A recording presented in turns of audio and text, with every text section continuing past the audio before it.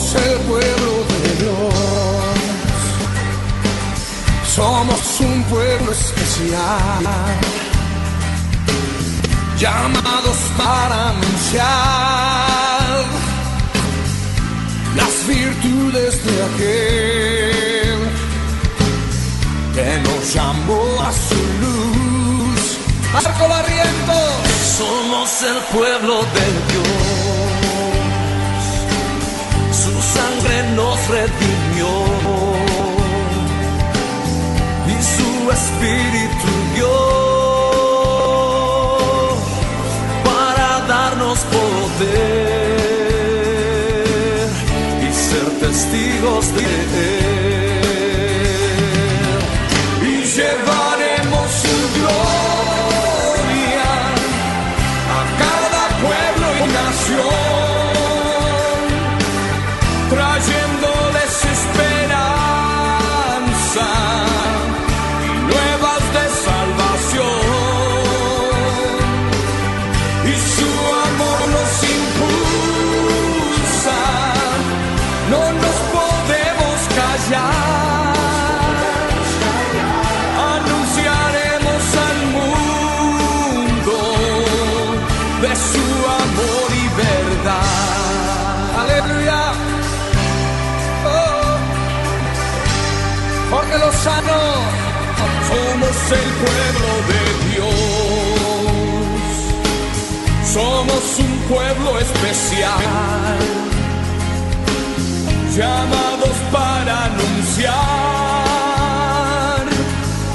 las virtudes de aquel que nos llamó a su luz. Marco.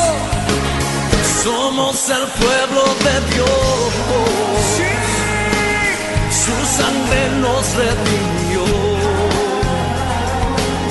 y su espíritu dio para darnos poder y ser testigos de él. Danilo Montero. Y llevaremos su gloria a cada pueblo y nación, trayéndoles esperanza y nuevas de salvación, y su amor nos impulsa, no nos podemos callar, anunciaremos al mundo su amor y verdad. ¿Alguien puede decir amén?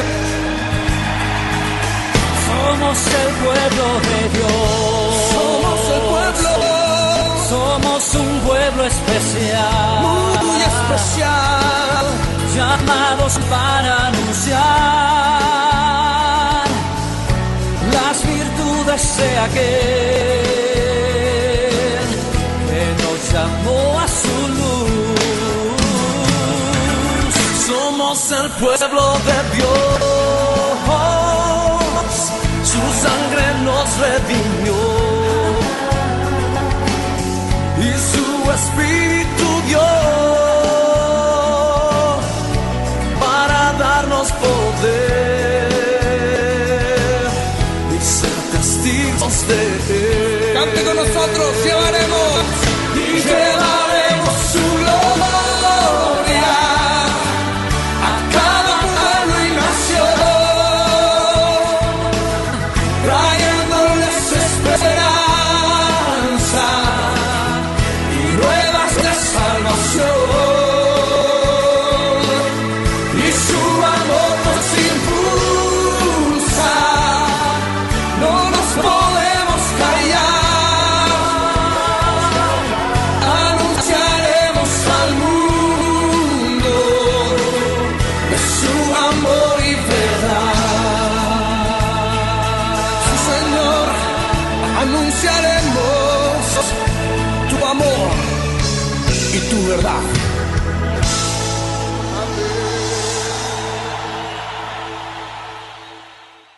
Evangelio según San Juan, en el capítulo número 17, los versos 1, 2 y 3.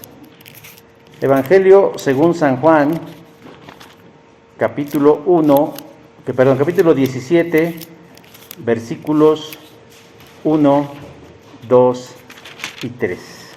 Y una vez que los tenga, les voy a pedir nuevamente que, puestos de pie, hagamos la lectura de estos 3 sencillos pero profundos versículos del Evangelio según San Juan, y lo hagamos a una misma voz. Juan capítulo 17, versos del 1 al 3.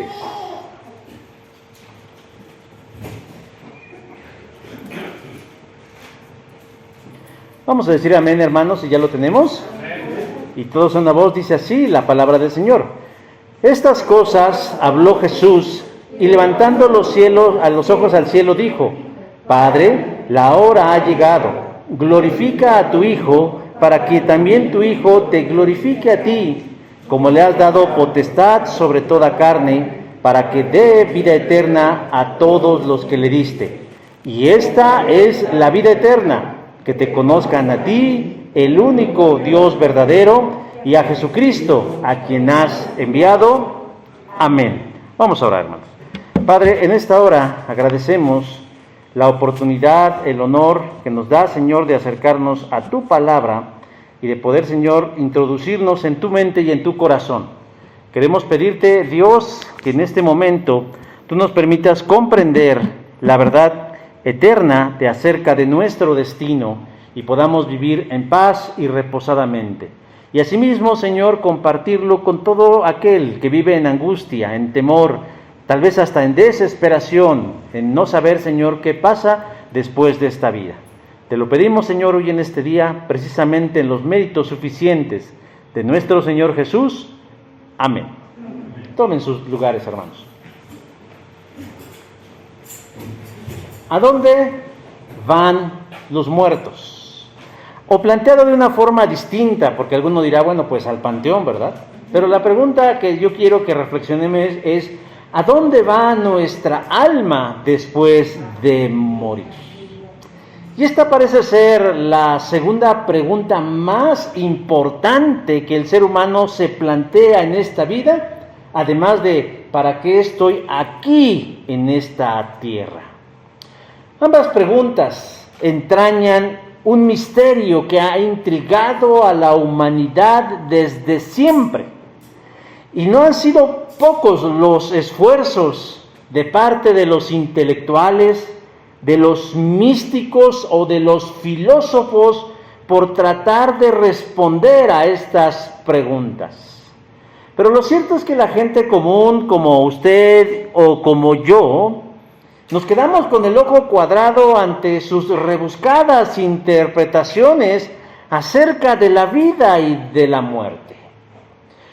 Roberto Martínez González, quien pertenece al Instituto de Investigaciones Históricas de la UNAM, escribió un artículo titulado ¿A dónde van los muertos?, y en medio de su rebuscada interpretación terminó diciendo que la gente hoy en día ya no tiene interés en asuntos tan trascendentales como la muerte.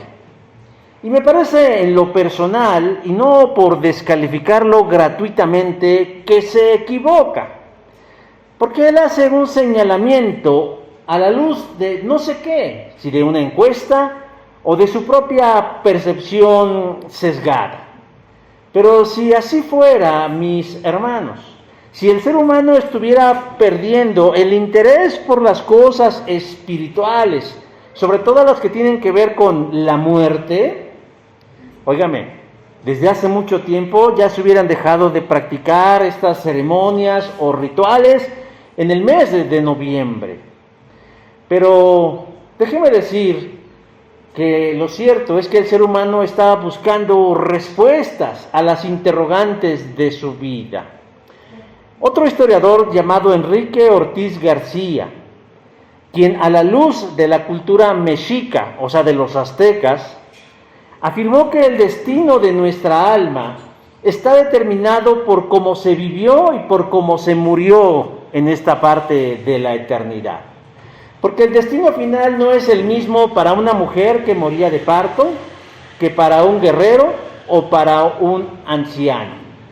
De tal manera que así como cuando usted va al Walmart, al Soriana, a la Comer o a cualquier tienda de autoservicio, hasta el 3B, y usted puede elegir lo que más le plazca, le alcance, le guste, le fascine, le satisfaga.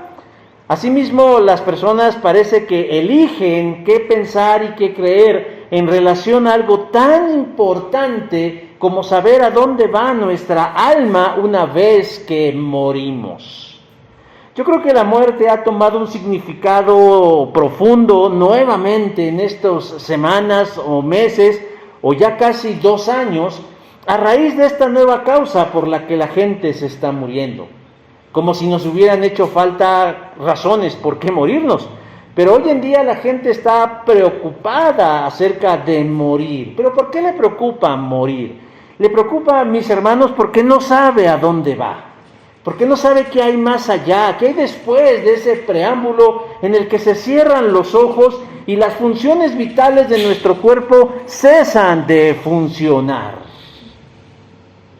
Yo soy un convencido de que Dios, el único y verdadero, como lo acabamos de leer, no quiere que tengamos confusión respecto a algo tan importante.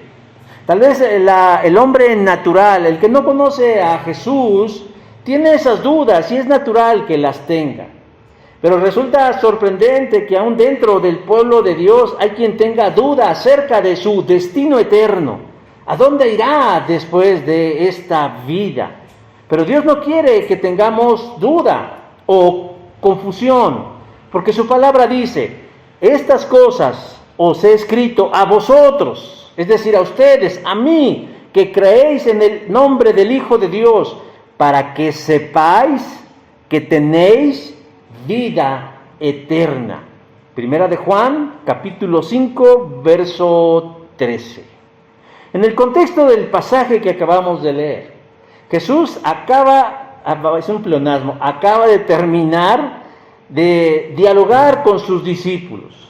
Se encontraba en el conocido aposento alto. Así como nosotros hoy estamos en el aposento alto, ellos estaban en su aposento alto, en lo que se conoce como la última cena. Terminaron, entonaron un canto y encaminaron sus pasos hacia el parque, hacia el bosque, hacia el jardín, conocido como Getsemaní. Está a unos instantes del clímax máximo del ministerio de Cristo. Y ahí Jesús dedica un tiempo a la oración. Mateo, Marcos y Lucas solo registran algunas pequeñas porciones de la oración de Jesús. Y son porciones de clamor: Señor, pasa de mí esta copa.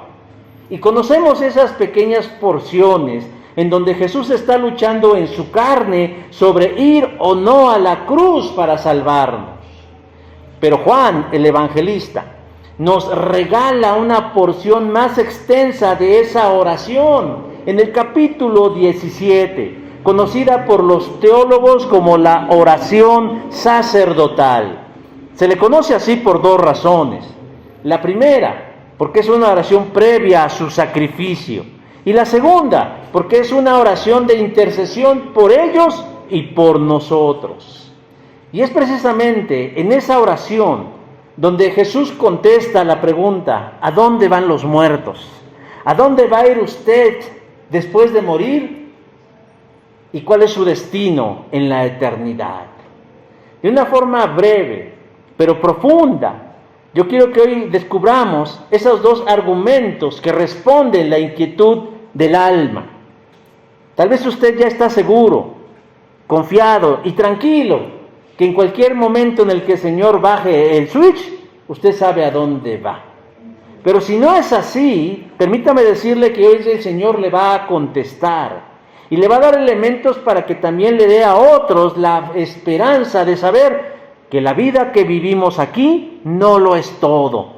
Es solo un preámbulo de algo mejor y que conoceremos por la eternidad.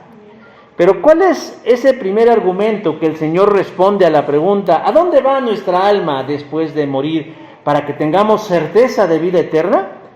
Nosotros Podemos tener certeza de vida eterna cuando conocemos a Dios. Verso 3 dice así: y esta es la vida eterna, que te conozcan a ti. Decía hace un rato que la Biblia registra oraciones hermosas, elocuentes, gráficas, inspiradoras dirigidas a Dios.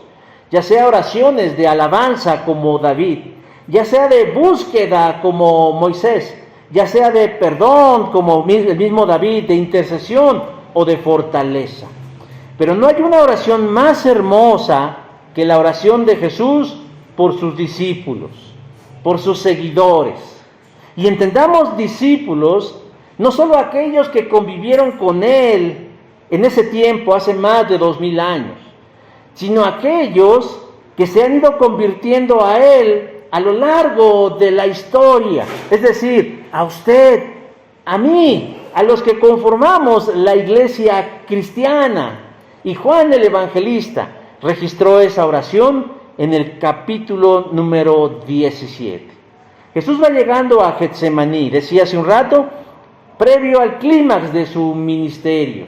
Y mientras se cumple el tiempo, Jesús comienza a orar. Y comienza a hacerlo de una forma poco convencional. ¿Qué decimos nosotros cuando vamos a orar? Hermanos, cierren sus ojos, inclinen su rostro, que vamos a orar. Pero ¿qué nos dice el verso 1 cuando Jesús iba a orar? Dice, levantando los ojos al cielo. Él oró de forma poco convencional, distinta. Él no cerró los ojos ni inclinó la cabeza, sino que él dirigió su mirada al cielo y se dirigió ¿a quién? A su Padre Celestial, verso número 1. ¿Qué nos muestra esto? La confianza, la intimidad, la comunión que el Señor tenía con su Padre Celestial, y que no estaría de más que usted y yo en algún momento de nuestro andar con Cristo también de pronto dejemos de cerrar los ojos, los abramos hacia el cielo y nos dirijamos con esa convicción de que estamos hablando con nuestro papá, con alguien con que para nosotros es valioso, porque reconozcamos. Otra vez tratemos de acordarnos, yo espero que todos o la gran mayoría, ¿a dónde acudíamos cuando el miedo nos sobrecogía? Pues con nuestros padres, a ellos los buscábamos incansablemente, y si en algún momento nos refugiábamos en sus brazos. Esa es la idea de Jesús cuando ora, alzando los ojos al cielo diciendo, Padre. Pero una vez que está ahí, Él empieza a hablar acerca de cosas importantes, como es nuestro destino eterno. El propósito de esta oración obviamente es interceder por nosotros. Y dentro de esa intercesión, ¿sabe qué es? Que usted conozca la verdad, que usted sepa la verdad de las cosas importantes, de que no haya duda de dónde estará usted por siempre. ¿Dónde quiere que Dios esté? ¿Dónde quiere que Dios que viva usted el resto, no solo de su vida, sino de la eternidad? Y entendamos eternidad como algo que no termina nunca. Cuando la gente fallece, cuando la gente termina su ciclo de vida, surge la duda en la mente. ¿Qué habrá pasado? ¿Qué será de él? Hay personas muy pesimistas que simplemente dicen, pues ya todo se acabó. La vida que vivimos es todo lo que hay, punto. Estoy convencido de eso. Y eso, permíteme decir, que no da esperanza en los años que tengamos aquí. Pero hay otros más que intuyen que hay algo más después de esta vida. Pero no se atreven a afirmarlo porque no conocen que hay más allá de esto. Y terminan diciendo, pues donde quiera que esté. ¿Sí han escuchado esa expresión? En donde quiera que se encuentre. Bueno, pues puede ser un abismo oscuro, ¿verdad? Puede ser un infierno ardiente. Puede ser un desierto árido. Puede ser un vacío. ¿También deseamos o esperamos que allí estén? ¿O allí estemos nosotros? Déjeme decir que el Señor no quiere eso para su creación. Él no quiere que divaguemos acerca de algo tan importante que le atañe. Porque hasta donde sé, y creo que lo dije la semana anterior, la estadística nos afirma que el 100% de los que estamos aquí, un día moriremos. ¿Y no cree usted que debe estar preparado para saber a dónde se va a ir su alma? ¿A dónde se va a ir su esencia? ¿A dónde se va a ir su espíritu? Dios no es un Dios de desorden, ni que deje las cosas ahí al voleo. Dios es un Dios de orden y de claridad. Lo dice Pablo en 1 Corintios, capítulo 14, verso 33. En Él no hay sombra de dudas. Por eso Jesús dice que es la vida eterna. Pero no solamente nos dice que es la vida eterna, sino también nos dice cómo obtenemos la vida eterna, porque dice, y esta es la vida eterna. ¿Cuál? Que te conozcan a ti, que te conozcan a ti. Y ahí está respondiendo dos inquietudes. No solo nos dice qué es la vida, sino nos dice cómo obtener la vida eterna, conocerte a ti. ¿Qué es conocer? Ese es el meollo de la eternidad. Pero conocer será saber. ¿Será eso a lo que se refiere la palabra? Hay grupos pseudocristianos quienes en su afán de respaldar sus doctrinas han adulterado la Escritura. Por ejemplo, por ahí circula una Biblia denominada Traducción del Nuevo Mundo, que ha escrito este versículo de la siguiente manera: esto significa la vida eterna, que estén adquiriendo conocimiento de ti, el único Dios verdadero. ¿Se dan cuenta de lo que están transmitiendo? Un error de dimensiones eternas.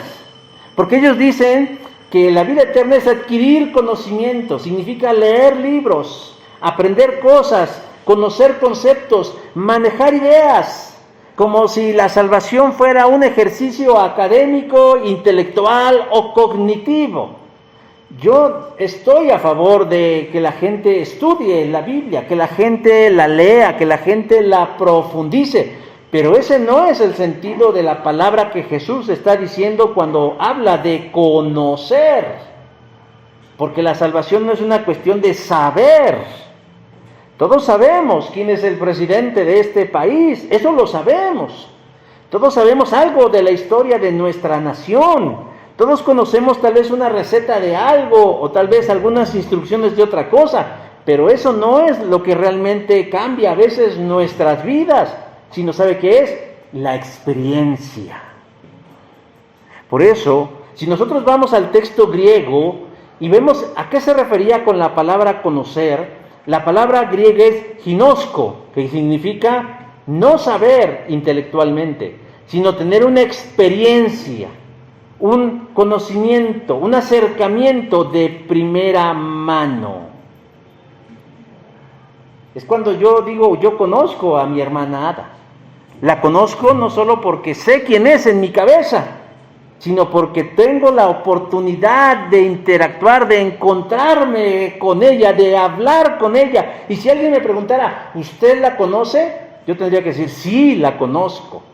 Pero cuando digo sí, la conozco, no me estoy refiriendo al sí sé quién es, sino que además he convivido con ella, he conversado con ella, he platicado con ella, he orado con ella, he cantado con ella. Eso significa cuando Jesús dice que te conozcan a ti, el que la gente tenga un encuentro con Dios, que realmente pueda decir a mí, Dios se me apareció, tal vez no de forma literal, en el camino de mi vida. Por eso Jesús dice que la vida eterna consiste en conocer a Dios, en encontrarnos con Él, en tener una experiencia que podamos tener bien claro que en algún momento de la vida tuvimos un encuentro con el Señor. Y Él no quiere que nosotros tengamos duda de eso. Ahora, ¿cómo sé que me he encontrado con el Señor o con el verdadero Señor? Dios no quiere que tengamos duda con respecto a eso. Y por eso Jesús menciona dos características que distinguen al Dios. Dice, al único Dios verdadero. Implícitamente, ¿qué me está diciendo? Que puede haber ideas de otros dioses. Y que la idea de esos dioses, ¿qué son? Falsos. Falsos. Y Jesús dice, hay que diferenciar. Él por eso es preciso. que te conozcan a ti. ¿A quién? Al único Dios verdadero. ¿Y cómo podemos saber cuál es el Dios verdadero? Porque si usted sale a la calle y le pregunta, ¿cree usted en Dios? ¿Cree usted en Dios? ¿Cree usted en Dios? El 99%, o tal vez un poquito menos, 97 o 98.9% le va a decir, sí, yo creo en Dios. Pero ¿cómo sabemos que el Dios de ellos es el mismo Dios en el que yo creo? ¿Cómo lo sabemos? ¿Cómo puedo distinguir que yo creo en el verdadero Dios, como dice Jesús? Bueno, para explicarlo, primero tenemos que ver qué no es Dios. Y hay que saber qué no es Dios. Por ejemplo, no sé si ustedes han escuchado hablar acerca del politeísmo. Poli, mucho, teístas, dioses, muchos dioses. Esto es una creencia, la creencia de muchos dioses. El país que más dioses tiene es el país de la India. Existen más de miles de dioses. El dios del sol, el dios de la tierra, el dios del árbol, el dios de aquí, el dios de allá, en fin, muchos dioses. Es una práctica común desde la antigüedad. Egipcios, babilonios, griegos y hasta romanos rendían honores a varios dioses a la vez. ¿Y sabe cuál es el segundo país con número variado de dioses? México. México tiene, después de la India, el segundo lugar en deidades a las cuales le rinde algún tipo de adoración. Y ante muchos dioses, ¿qué es lo que pasa? Pues que hay lealtades divididas. Bueno, yo creo en el Dios de la muerte, pero también puedo creer en el Dios de la fertilidad, y al mismo le creo en el Dios de la luz, y creo en el Dios de las sombras, y bueno, el corazón de nuestro parece un condominio, cada departamentito dedicado a un Dios, ¿no? Pero además hay un terrible conflicto con el politeísmo. Porque en medio de tantas lealtades divididas, ¿sabe qué? Habría conflictos cósmicos. Porque puedo creer en el Dios de la guerra, pero también en el Dios de la paz. Y son dioses encontrados, que luchan en pugna por mi corazón. Y Dios, el Dios de la Biblia, no es así. Pero el politeísmo así es. Y por eso decimos, esto no es Dios. El politeísmo no es Dios, porque resulta inconcebible y absurdo pensar que el Dios único y verdadero sea un Dios que divida el corazón en diferentes espacios y ocuparlo de diferentes maneras. Lo segundo que no es Dios es el panteísmo. Pan, todo, deísmo, Dios. Todo es Dios. El sol es Dios, el aire es Dios, la naturaleza es Dios. La vida es Dios, la naturaleza, el aire, las energías son Dios. El gran inconveniente con el panteísmo es que Dios no es una persona, Dios es una cosa. Dios no habla con nosotros. Dios nos da mensajes a través de la luz, a través de la naturaleza y a través de los fenómenos. Pero eso se puede interpretar de muchas maneras. Despersonaliza a Dios. ¿Y qué cree? Nosotros como humanos no nos podemos vincular con ese Dios directamente, sino indirectamente.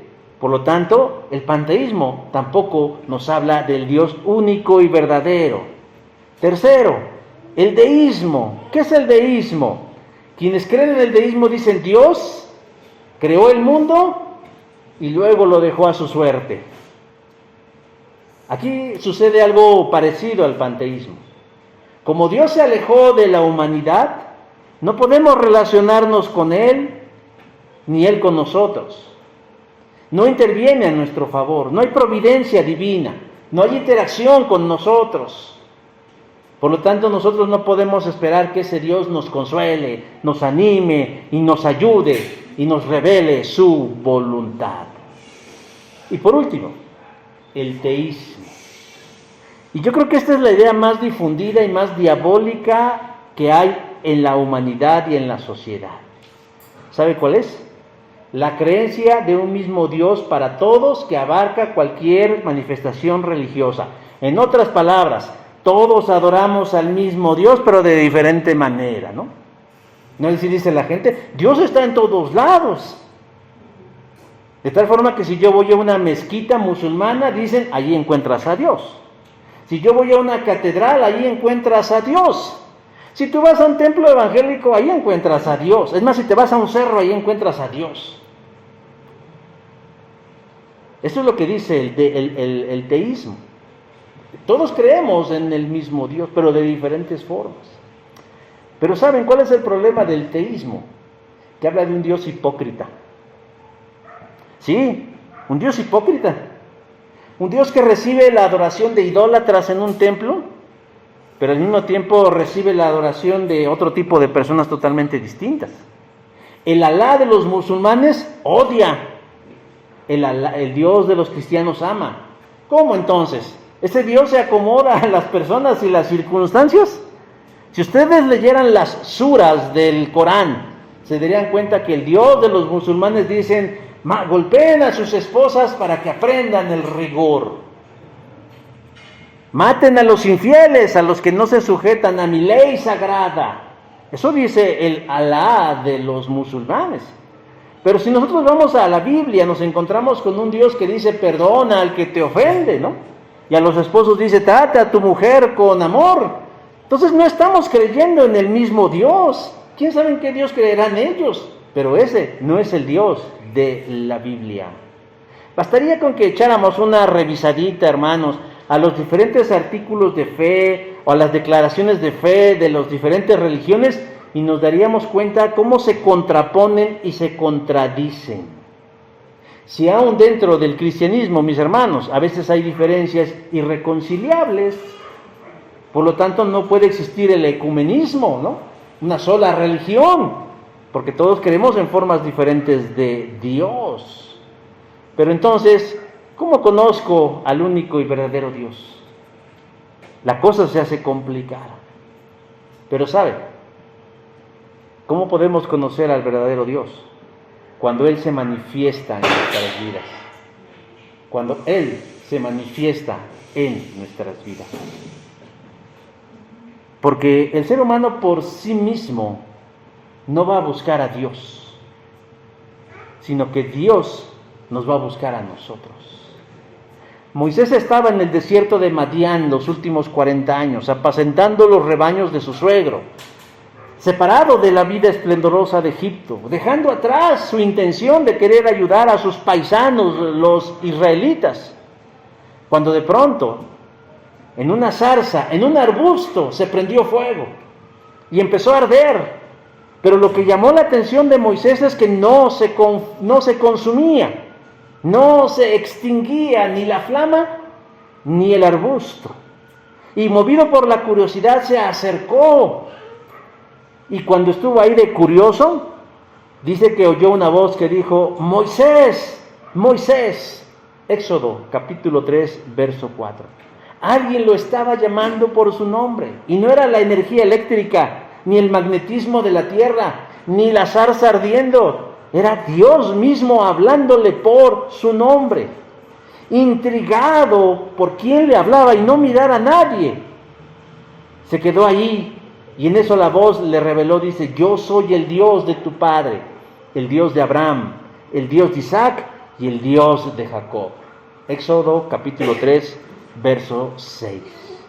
Algo similar sucedió con el apóstol Pablo, quien iba camino a Damasco, cuando de pronto una luz cegadora proveniente del cielo lo hizo caer al piso, y en eso escuchó una voz que le decía: Saulo, Saulo. Hechos 9:4.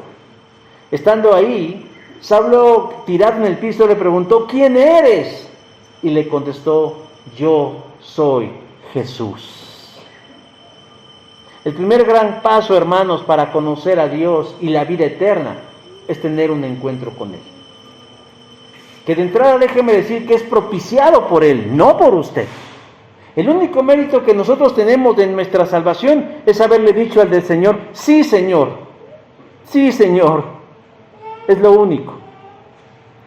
Pero de ahí en fuera, todo lo ha hecho el Señor.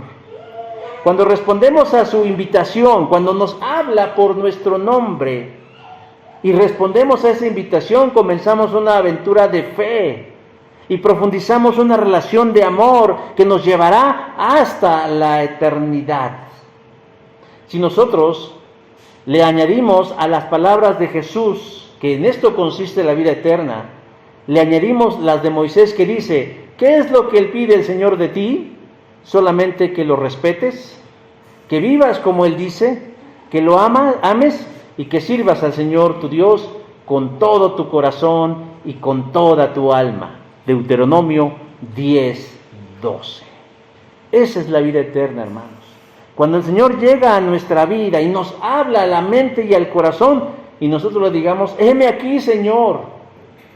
Y en ese momento empezamos a conocer la vida eterna. Pero hay otra cosa, en segundo lugar, que nos da a nosotros certeza de vida eterna. Además de conocer al único y verdadero Dios, dice el texto, y a Jesucristo a quien has enviado. Jesús es alguien exacto en sus palabras, porque no quiere que quede duda en nosotros. Y el propósito de la oración, decía yo hace unos momentos, es que conozcamos la verdad. Él dice que para conocer la vida eterna, para tener la vida eterna, es necesario conocer a Dios, al único y verdadero Dios. Pero también dice que hay que conocer a Jesucristo. No hay personaje en la historia más controvertido que Jesucristo. Porque a diferencia de los otros personajes, entre ellos los líderes religiosos, Jesús hizo aseveraciones sobre sí mismo que escandalizó a los de su tiempo y sigue escandalizando al día de hoy a muchos. ¿Y cuál es su declaración? Que Él es Dios mismo encarnado. Que Él es Dios mismo encarnado. El pueblo judío, su pueblo, lo desconoció y lo juzgó por blasfemia.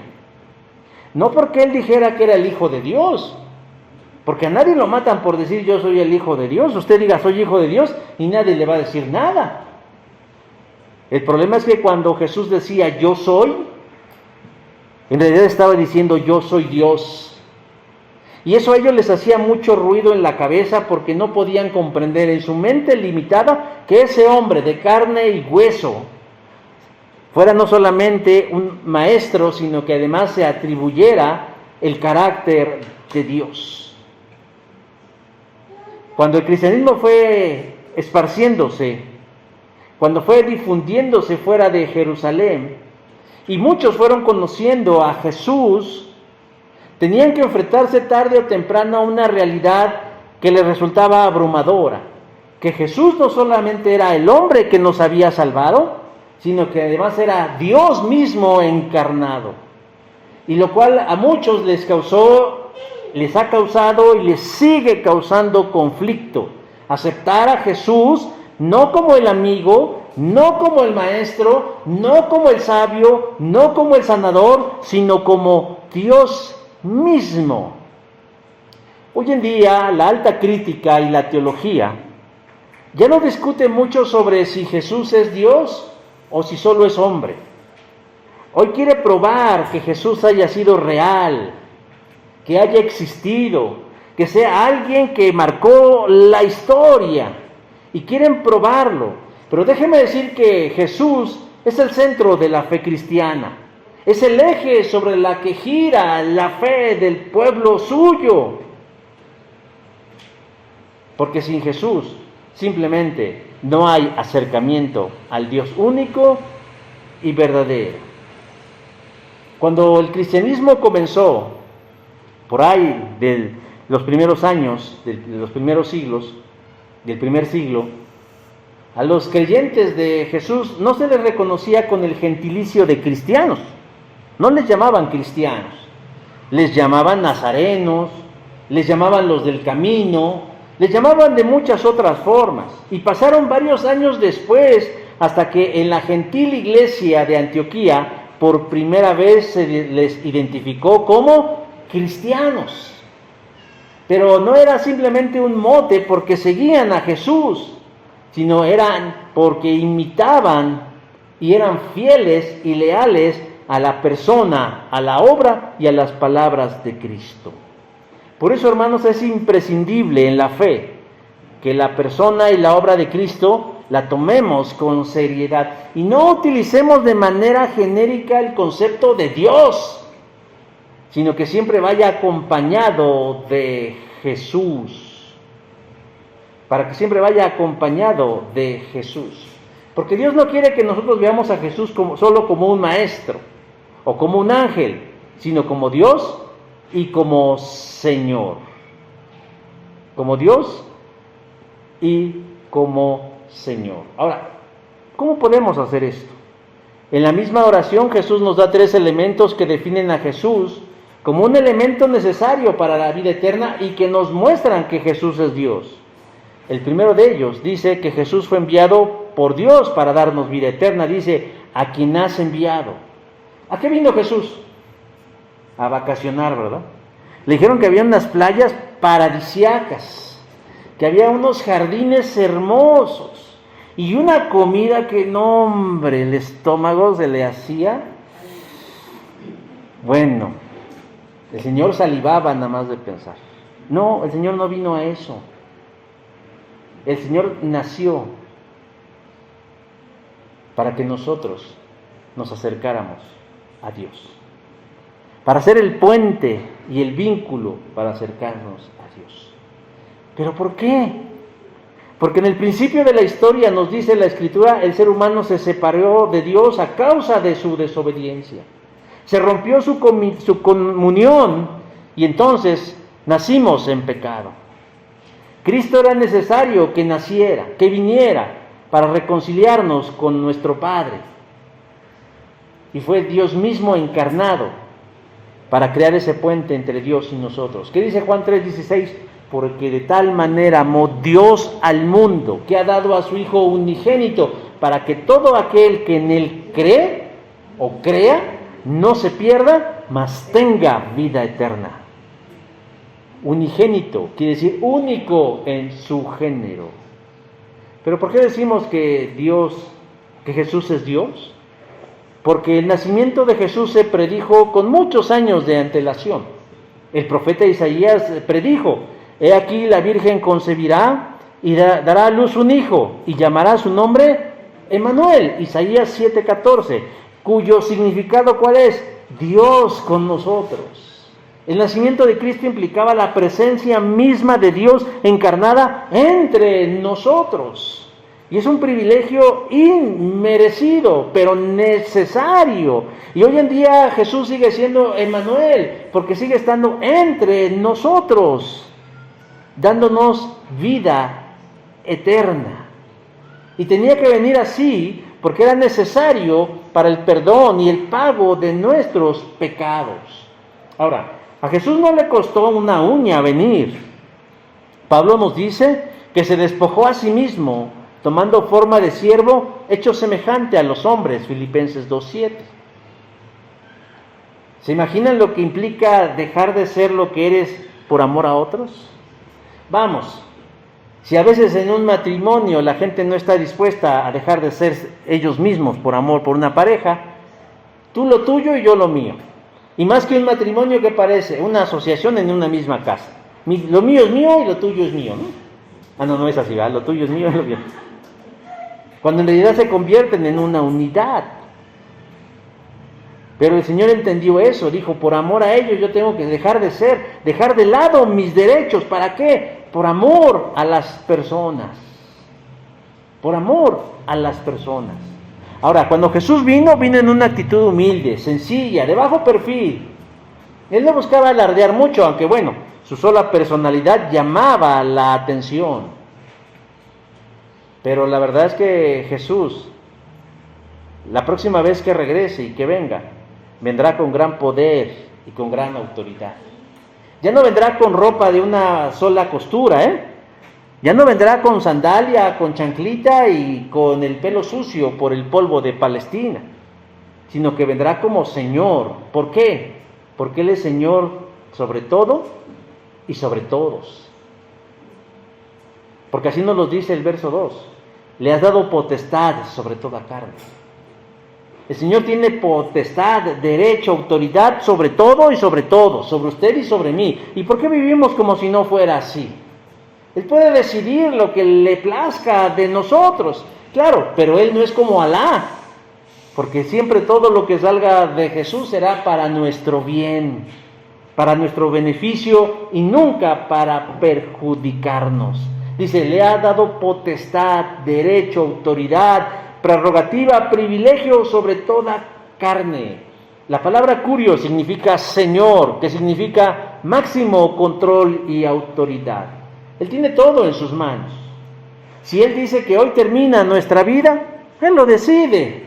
Él sabe lo que es mejor para nosotros. Y eso debe traernos paz al corazón. Y no revolcarnos preguntándole, Señor, ¿por qué haces lo que haces? Porque entonces le estaríamos diciendo, tú no sabes lo que haces. Pero si el Señor decide eso, hermanos, nosotros debemos simplemente decir, Señor, ayúdanos a aceptar tu voluntad. Y tener paz en el corazón. Porque Él es Señor. El diablo nos engaña, diciéndonos, no, Él no es dueño de nada, aquí el dueño soy yo. Pero ese es nuestro problema, hermanos. Y tenemos un problema, que luchamos todos los días por ajustarnos al señorío de Cristo. Hace un rato decía yo, Jesús cuando vino a la tierra lo hizo de forma sencilla y humilde.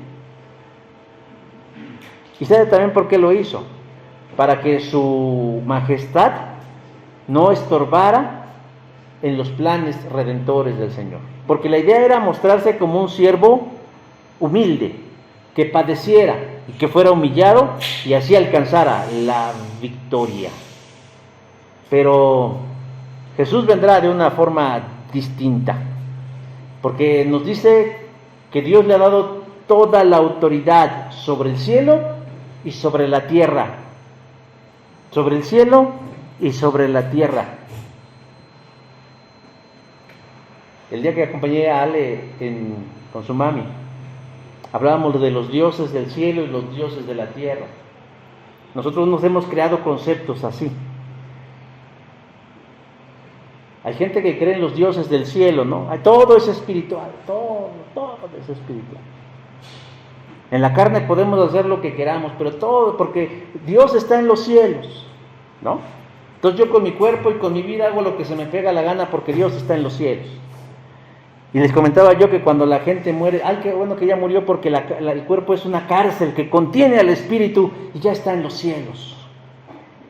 Pero hay otros que creen en los dioses de la tierra, aquellos que aman el cuerpo. Ay, el cuerpo hay que venerarlo, el cuerpo hay que cuidarlo, el cuerpo hay que procurarlo, por eso hay que enterrarlo, por eso hay que volverlo a la tierra. Pero Jesús no es ni del cielo, de la tierra, es de los dos. Él es Dios en el cielo y Dios en la tierra. Por lo tanto es importante tu alma, tu cuerpo y tu espíritu. Lo que tú hagas con tu mente, con tu cuerpo, al Señor le importa. Lo que le metas a tu mente, lo que le metas a tu espíritu y lo que le metas a tu cuerpo, al Señor le atañe y a nosotros debiera importarnos. ¿Por qué? Porque Él es Señor en el cielo y en la tierra. Él dijo, Él me ha dado potestad en el cielo y en la tierra. Y por eso nos manda a ir por todo el mundo, que es suyo, a predicar su evangelio, enseñando todo lo que nos ha enseñado, porque Él promete estar con nosotros todos los días hasta el fin de los tiempos. Mateo 28, del 18 al 20. Y aquí encontramos el señorío de Jesús. Y la tercera cosa que nos dice en relación de Jesús, Él tiene poder para dar la vida, dice verso 2, para que dé vida eterna a todos los que le diste.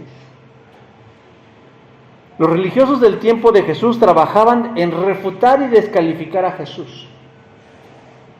Si Jesús decía algo, ellos inmediatamente se lo descalificaban. E invertían tiempo en descalificar a Jesús. Bueno, estaban al pendiente donde andaba Jesús para ir allí y echarle a perder el teatrito. En una ocasión Jesús sanó a un hombre endemoniado, ciego y mudo. Y los fariseos, cuando se enteraron, no descalificaron las palabras de Jesús, sino descalificaron los actos de Jesús, diciendo que Él obraba esos portentos bajo el poder del diablo. Jesús, cuando se enteró, les dijo, del Hijo del Hombre ustedes pueden decir lo que se les pegue la gana, que soy un mentiroso, que soy un embaucador, que soy un farsante que los engaña. Pero les advirtió: adjudicarle al diablo las acciones del Espíritu de Dios se convierte en un acto imperdonable. Marcos capítulo 12, versos del 22 al 37. Los fariseos podían hacer lo que quisieran de las palabras de Jesús, pero lo que no podían ellos refutar era el poder bajo el cual realizaba obras portentosas. ¿Cómo cuál? Como devolverle la vida a quien él quería, como la hija de Jairo, como el hijo de la viuda, o como el mismo Lázaro, su amigo. Y siendo la evidencia más clara y contundente cuando él volvió a la vida después de morir. Nadie mató a Jesús, sino que él mismo se entregó a la muerte. Y nadie levantó a Jesús, sino él mismo se levantó de los muertos. Dice Juan 11:18, nadie puede quitarme la vida, sino que yo la entrego voluntariamente en sacrificio. Pues tengo la autoridad para entregarla cuando quiera y también para volver a tomarla cuando quiera. Jesús, conocer a Jesús es tener certeza de que Él nos va a devolver la vida y nos va a levantar de entre los muertos y nos va a dar un lugar especial. Ahora, pero yo quiero precisar algo,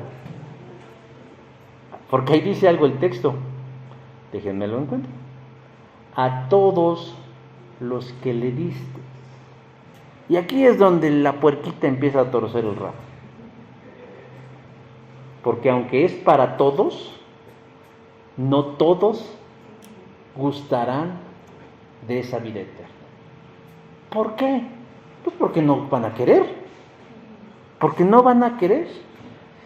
Y aunque nos duela en el alma, tal vez habrá alguien que queramos mucho y no va a querer. Y aún en eso tenemos que concederle al Señor que Él es Señor y Él sabe por qué. Él nunca nos va a obligar a creer. Él nunca nos va a obligar a adorarle. Él nunca nos va a obligar a seguirlo. Nunca nos va a obligar. Decía yo hace un rato, el único mérito que nosotros podemos tener en nuestra salvación es la disposición de decirle sí. Sí, Señor. ¿Quién tiene poder para dar la vida? Dios. Y Jesús dice que Él tiene el poder para dar la vida. Y es una evidencia clara de que Jesús es algo más que el Hijo de Dios. Es Dios mismo dándonos la vida.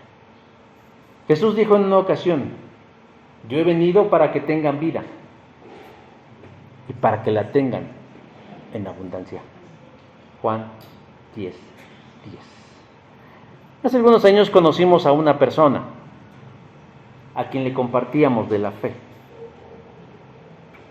Y asistió a algunos estudios bíblicos.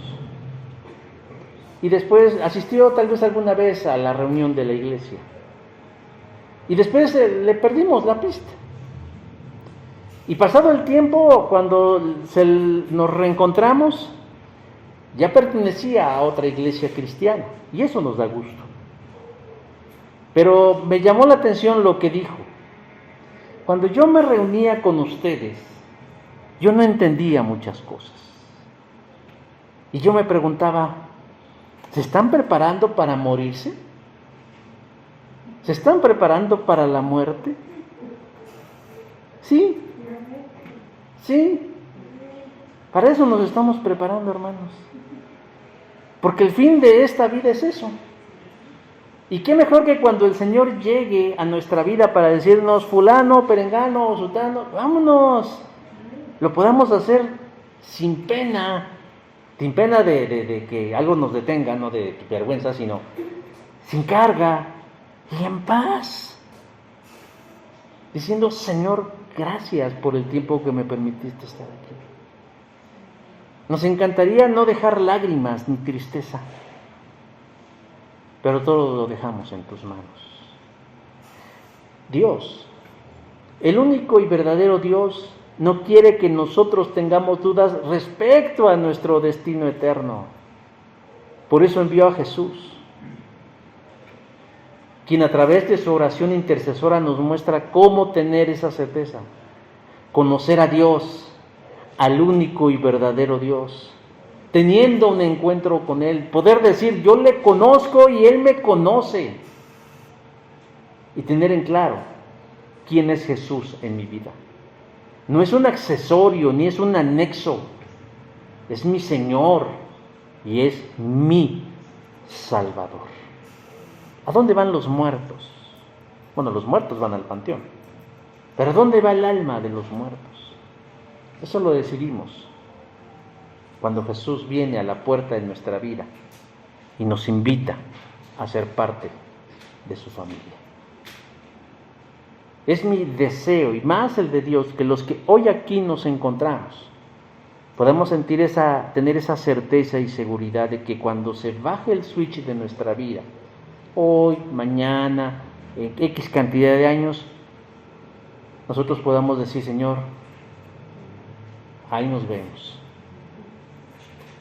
¿Sabe que cuando una persona muere sí le tiene que decir adiós?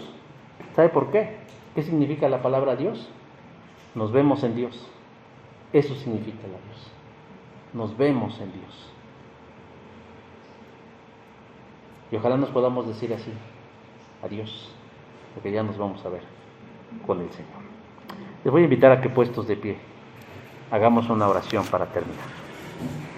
Señor Dios, agradecemos infinitamente tu palabra, porque siempre Dios es un manjar para nuestra alma, para nuestra mente, para nuestro espíritu.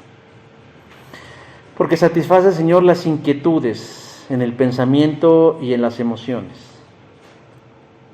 Y yo quiero rogarte, Señor, en esta hora, porque yo no sé cuál es la condición de quienes están hoy aquí, Señor, o de quienes escucharán este mensaje a la distancia.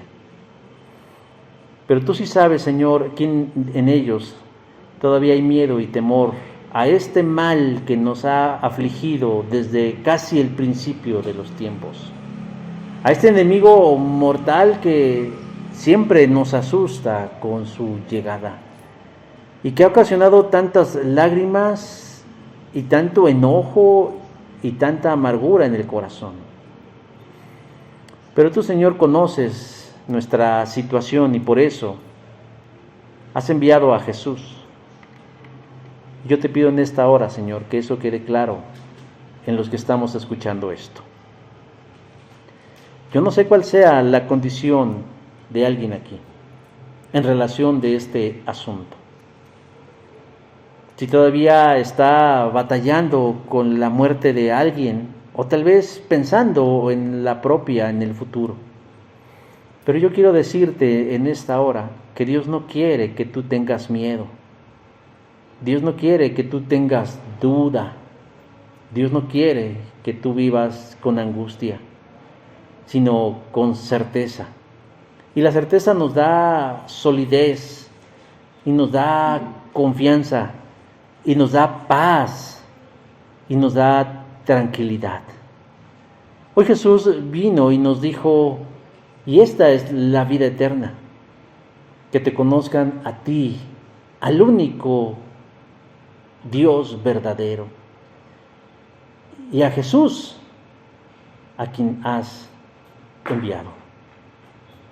Yo le pido a Dios que esta palabra llegue a tu mente y a tu corazón, y que te inunde de esa verdad, y te abrace y te fortalezca, y te anime y te permita ver la vida en este plano de la eternidad con fuerza, con fe, con esperanza, con ánimo de seguir adelante, sabiendo que más allá del deterioro de nuestra carne, nuestro espíritu se renueva cada día, se fortalece y se anima sabiendo que no estamos dejados de la mano y del corazón de Dios. Señor, obra en el corazón de los que aquí estamos, de los que escuchan y leen tu palabra, para que vivan tranquila y reposadamente, no con una obsesión enfermiza acerca de ella, sino sabiendo, Señor, que cada día tu misericordia es nueva y se y nos anima a seguir hacia adelante. Que no tengamos miedo de las circunstancias, porque estas, Señor, no definen tu voluntad ni el amor que tú sientes por nosotros. Bendito sea, Señor, y alabado seas hoy y siempre. Por Cristo Jesús.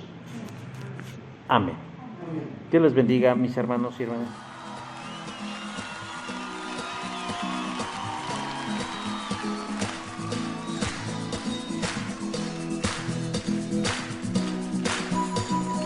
Dichoso el pueblo, Señor, que sabe alabarte. Y aquí hay un pueblo que sabe gozarse en ti, Señor. Es cierto.